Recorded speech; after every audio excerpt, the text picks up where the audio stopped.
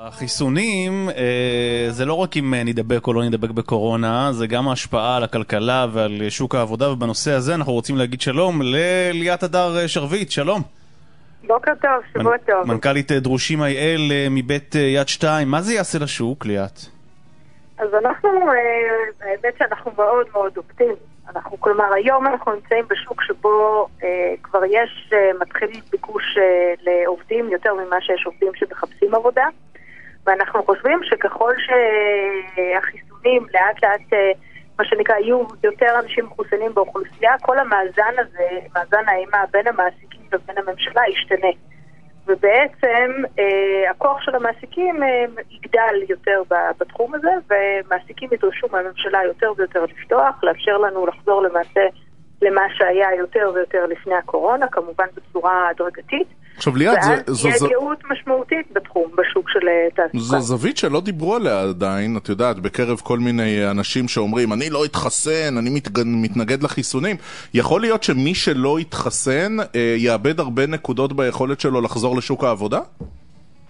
אני לא חושבת שזה יגיע לתחום הזה, אני חושבת שזה יהיה יותר בתחום של פנאי וצריכה וכל מיני דברים כאלו, ששם אולי... אם לי יש אופן ספייס, למה שאני אכניס מישהו שלא מוכן להתחסן, שיבוא עם אישור כפול לחיסון ושלא יסכן לי את כל המקום? לגמרי. אני חושבת שהמעסיקים יהיו בצורך כל כך גדול לעובדים, שפשוט, מה שנקרא, אין להם את הפריבילגיה הזאת בכלל לבקש. כלומר, יכול להיות שבאמת בסוף מה שנקרא החל"ת, או בסוף התמיכה הממשלתית ביוני, יהיה מצב של איזשהו פיק מסוים, אבל בסוף אנחנו רואים שוק שיש בו הרבה מאוד ביקוש לעובדים, ומעסיקים שבסופו של דבר נאלצים גם להתפשר ולקחת כאלו שהם פחות חשבו שהם יכולים לקחת. כלומר, זה באופן חד משמעית. עוד יותר אנחנו רואים, זה שהשוק הרי נהיה הרבה יותר טכנולוגי ממה שהוא היה לפני הקורונה.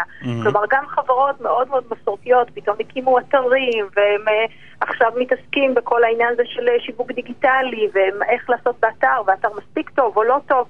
אנחנו צופים שהמחסור שכבר היה בכל המקצועות הטכנולוגיים עוד יותר צפוי לגדול, וזה דווקא יכול לתת הרבה מאוד הזדמנויות לכאלו שכן רוצים להיכנס לשוק הטכנולוגי, ואין להם אולי תואר ראשון בתחום הזה. אני רגע רוצה לנצל את השליטה שלכם בתחום, ואת היכולת שלכם לראות גם רחב מאוד וגם מעמיק מאוד. אתם כבר יודעים לזהות מה מהמהלכים המיידיים של הקורונה יישאר גם אחרי שנחזור פה לשגרה? אמן? כן, יש תהליך דיגיטציה מואץ, שכבר דיברו עליו, מה שנקרא בעבר, שיכול להיות שבסופו של דבר הוא מקדם שינוי אפרופו מקצועי. כלומר, אני אתן לך דוגמה, אם יש יותר קופות אלקטרוניות בסופר, אז מן הסתם כבר צריך פחות קופאיות. ואז חלק מהעניין הוא מה עושות אותן קופאיות שהיו קופאיות. כלומר, לאן הן הולכות? אז התחום הזה תפס תאוצה משמעותית. כלומר, היום כשחברה בונה תקציב, נניח אנחנו לקראת פתיחה של שנה חדשה, אז היא כבר מתקצבת הרבה יותר את הטכנולוגיה ממה שהיא תקצבה פעם. לא, אני רוצה רגע להישאר על דברים שהם באמת היו במגניטודה, נקרא לזה יותר גדולה. נגיד, העבודה מהבית, שכולם כל כך התאהבו בה בחודשיים הראשונים של הקורונה, עכשיו כבר אוהבים אותה פחות, זה יישאר? אני חושבת שמה שיקרה, קודם כל אנחנו רואים את זה יותר במקצועות הטכנולוגיים, ויש חלחול לאט לאט למה שנקרא לחברות הסמי-טכנולוגיות, ואנחנו מאמינים שזה ימשיך לחלחל. אני מאמינה שגם פה זה מה שנקרא שילוב עבודה מהבית. זה לא יהיה 100%. כלומר, זה לא יחזור ל-100% שזה היה בתנאי ינואר 2020 נגיד. אנחנו רואים יותר ויותר במחקרים, וגם בתחושות שלנו עכשיו, כבר חלק מאיתנו, גם אנחנו עובדים מהבית. כן. זה ש100% עבודה מהבית יש לה הרבה חסרונות, ו100% עבודה מהמשרד יש לה הרבה חסרונות, ולכן הדבר הכי טוב זה שילוב שלהם. זה נכון. ואני מאמינה שיותר ויותר אנחנו נראה דברים של שילוב ביניהם, גם אנחנו, לדוגמה, באתר של דרושים IL, ממש מתכוננים להכין דפי, מה שנקרא, עבודות ספציפיות שיהיו בהם שילוב של עבודה מהבית, כי זה צורך שאנחנו ממש מודל היברידי, לגמרי. בתוך האתר לגמרי. אז זה משהו שאנחנו רואים. עוד משהו שאנחנו רואים שיקרה גם אחרי זה, זה שיהיו יותר שדרוגים. הרי אנחנו נמצאים בשנה שאנשים כפו על מקומם, הם כמעט ולא חיפשו עבודה, לא חיפשו לצמוח, להצמיח, חיפשו את היציבות. זה מגניב. מצד שני, אנחנו רואים שהמעסיקים גם כן נמלאו מלהיות יותר מדי, מה שנקרא, ליברליים עם הגיוס של כוח אדם, וצמצמו כמה שיותר וחיו כמה שיותר על המינימום, כי כל החל"ת, אין ואוט הזה, הוא בטח ובטח שגיע את כולם, אז אחרי זה יאפשר יותר חופשיות וגם יותר גיוס של מנהלים, בעיקר בדרג ביניים.